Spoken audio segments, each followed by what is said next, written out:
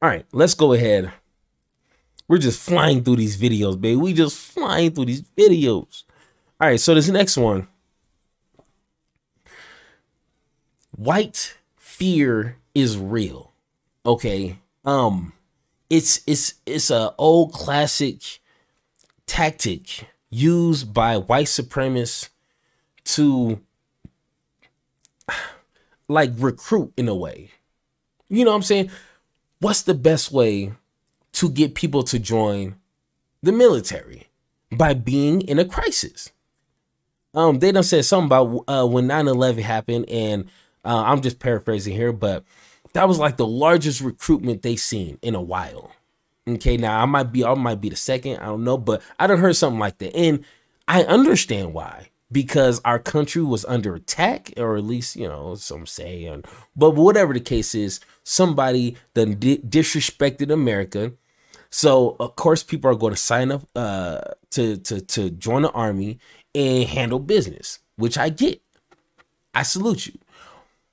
But if you use that same tactic to install fear into a group of people to hate another group of people, it's the same thing. You got to in place of fear. You got to in place something that's urgent. Like, hey, you need to listen. If you don't act on this now, you will be left behind.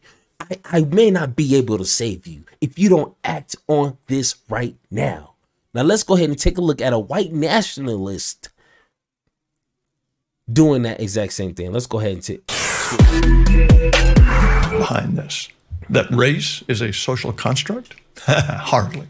It's elimination of white people, even from our own history and our own fairy tales, while blacks glory in a heroic, all-black fantasy past and an all-black high-tech fantasy future.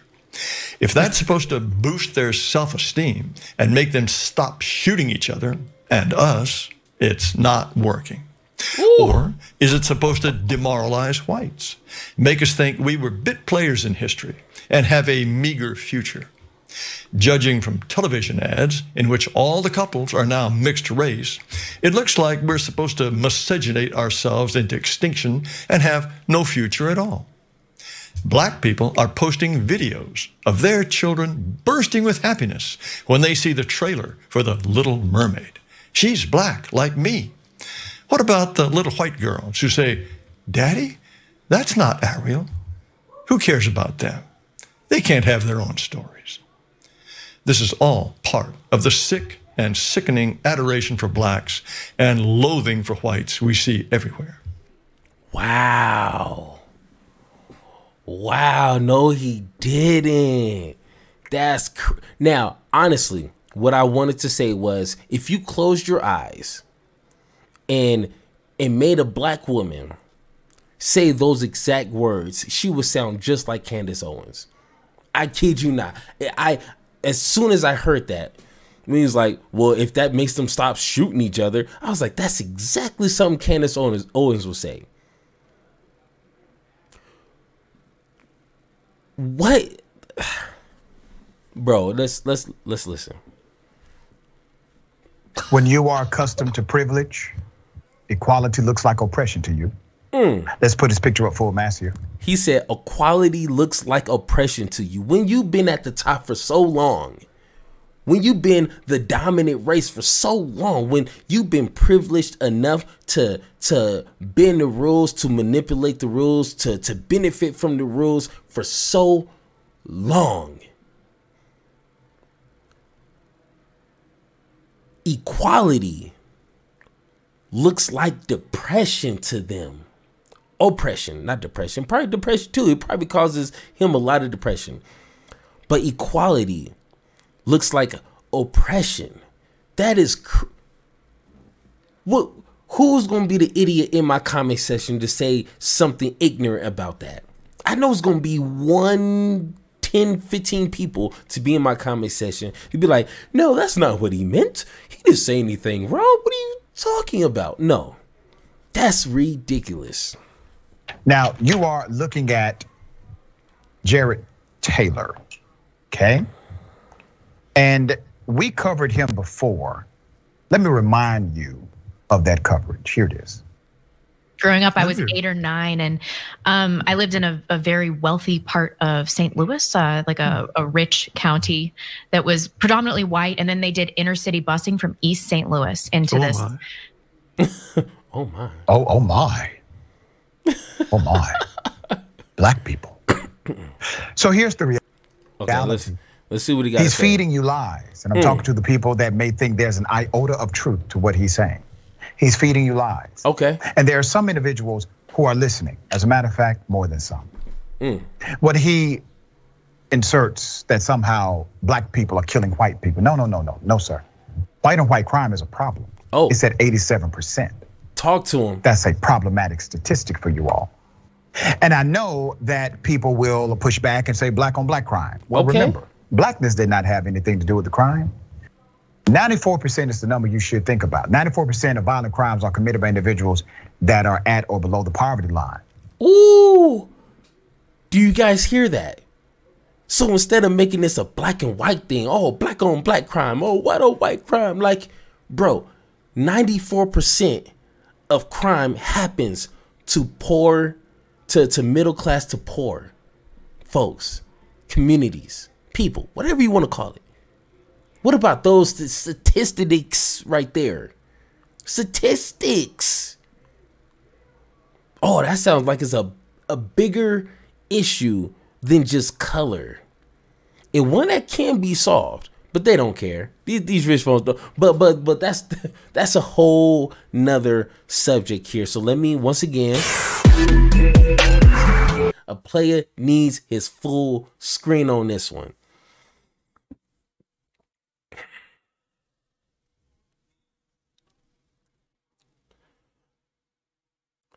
How long has this been since black people have been told time and time again that they are ugly, that their hair is not straight enough, their lips are not thin enough, their nose is not thin enough, their skin is too dark, they are ugly, they are uneducated, they are barely human beings?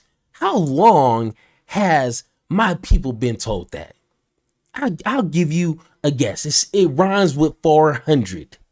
It rhymes with 400 years, okay? Figure that out. So, when we have an opportunity to create some media that represents black people as being the superhero, as being well-spoken, as being someone who's highly educated, as someone who's being who's beautiful, who is confident, who's intelligent. When we have that opportunity, we're going to take it. Because for 400 years, trust me, it rhymes with 400 years, we've been told that we're everything but. Now, I don't want to sit here and act like I, was in those times and, but you, unless you know, I grew up not being confident because I didn't look like white folks. I know you. I mean, hey, Superior, you're so handsome. Oh, you're so sexy. Hey, trust me. As a kid, if you don't see that, if that's not represented, you're not gonna have that confidence in yourself. That's simple. But when now, did you hear his trick? Did you hear the trick? They're replacing your history. They're replacing your fantasy world where Ariel is now black. Now look me in the face. Look me in the eyes right now.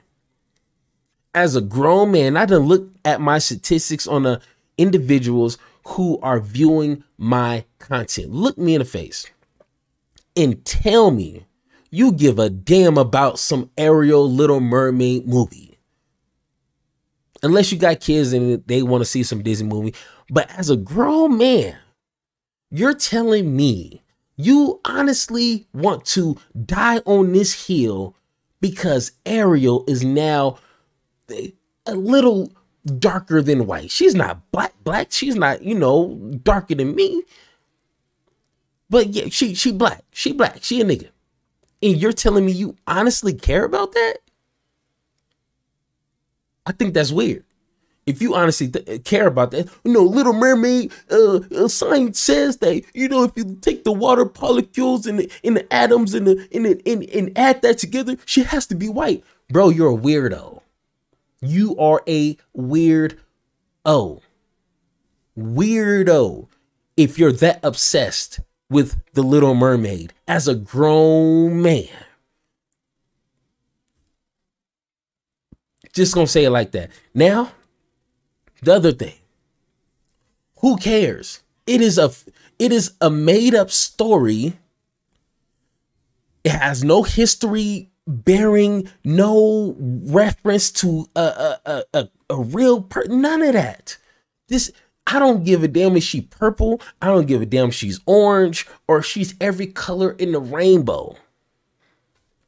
What matters? What matters is the story, because that's what attracts little kids, you know, under the sea, you know, like they're singing, they're talking underwater, for Pete's sakes. They're eating and drinking stuff underwater, and you're worried about the color of a made up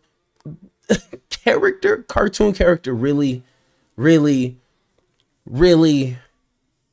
What about Cleopatra? That old movie, Cleopatra. She was a white woman with some dark paint on her skin. You guys do it too?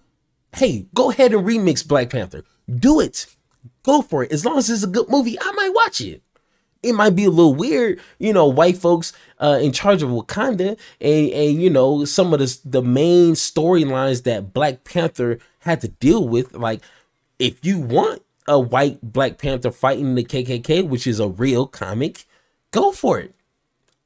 I applaud you. But let's be real with ourselves. If you're a grown man and you're obsessed with the color of a cartoon character, you need to grow the hell up, get to work your full 40 hours and go count something for real. All right. So enough of that. Enough of these racist white people who want to use these stupid tactics, and they use it because it works. It works on these dummies.